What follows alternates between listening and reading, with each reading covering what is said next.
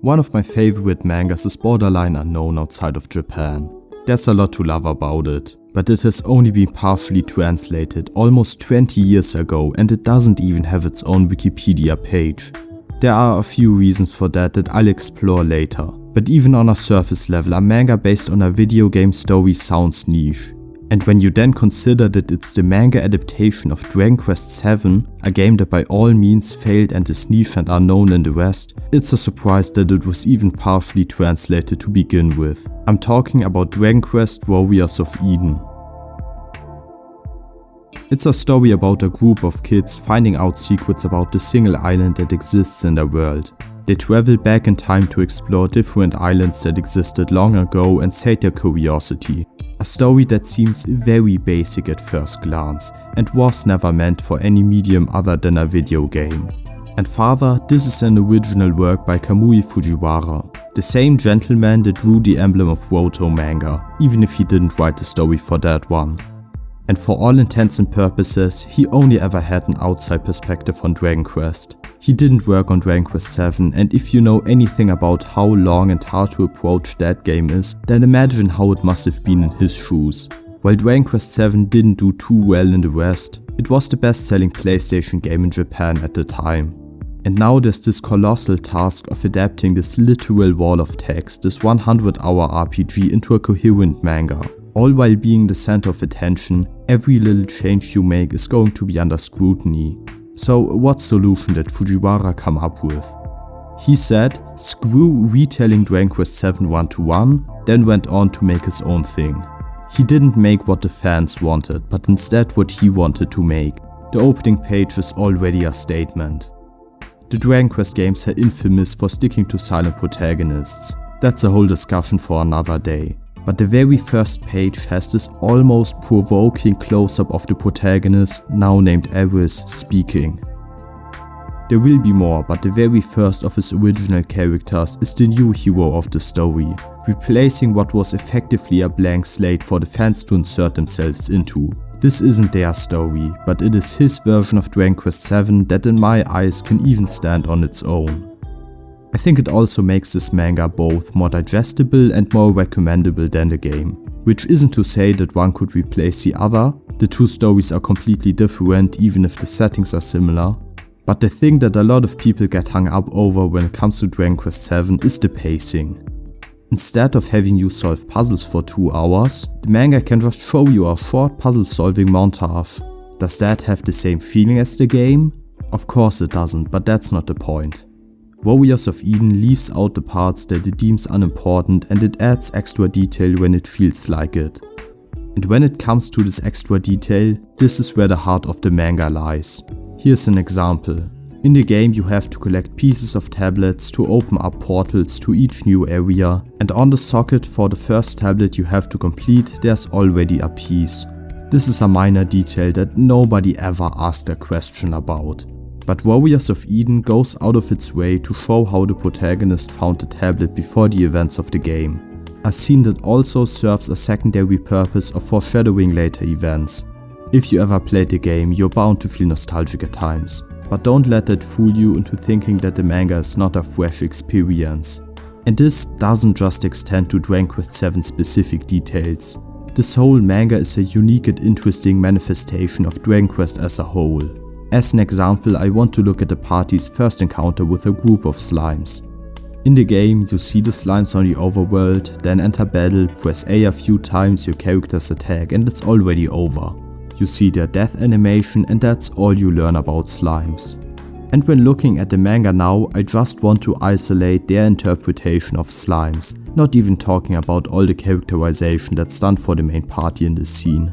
Slimes in the newer games are often depicted as mad, whereas the ones here are so shiny that the characters reflect on the surface. They can extend their goo at will and move it around like a tentacle, and they are stretchy but only to a degree, and they aren't elastic. Kiefer disabled that one slime for life. The fight takes up barely 7 panels, but I find this amount of detail fascinating. It's so easy to start believing that your way of interpreting a monster is the only correct one. but this manga's like an insight into someone else's view. I never thought about what would happen if you grabbed the inside of a slime's mouth and started pulling, but I'm glad that someone did. And in the same vein, I never imagined that the sea monsters are just upset that everyone from the fishing village. I mean, they can't have been Orgodemir's servants since he's not around in the present. And I never imagined that the kangaroo enemies keep their swords in their pouches when they're not fighting. Had you asked me about any of these things, I could have probably given you an answer, but I wouldn't have arrived at these specific ones. They are snippets of someone's headcanon for Dragon Quest VII. Of course, this doesn't mean that all slimes in all of Dragon Quest are tentacle monsters, but the point is that it might be the case. You could see how playing these games somebody could imagine it like that. I think there's a certain charm to seeing someone's individual concretization of this world. If you're a Dragon Quest fan, you owe it to yourself to read this and see all the cute little details that are so caringly planted throughout. Especially early Dragon Quest often required the players to fill in large chunks of the game themselves using their imagination. And comparing Warriors of Eden to your own headcanon and what you always imagined this world to function like is pure catharsis, especially after a game as long as Dragon Quest VII. That being said, it is not all sunshine and rainbows with the artistic liberties this project took, or rather how they were received. The series is unfinished after only 14 volumes, barely covering a fraction of the game's narrative, but it wasn't cancelled. Kamui Fujiwara decided to leave it as is after getting too much hate for adding original elements to the narrative. You know, from people forgetting that Dragon Quest VII still exists and that the manga was never meant to just be the game without gameplay. And guess how many Dragon Quest mangas he worked on after that. Nowadays, he spends most of his time working on NFT RPGs. I bet he made a lot of money with it, but it's also a huge step down creatively. And I think people that work on NFT RPGs are statistically more likely to go to hell, to the same corner that all the gacha devs get banished to. Anyways, that's why it was discontinued in 2006. The translation was also discontinued, and that was not because of the wrong kind of attention. Shortly after its release, a translation team named Akutenshi was hard at work translating each chapter. They are to thank for the background footage, but they just disappeared in 2008. Their website is down, but even when viewing it with help from the Wayback Machine, it's impossible to view the exact post where they discontinued the translation, it just wasn't archived. I can't tell you what the reason was, but the reason nobody else finished it in recent years should be obvious.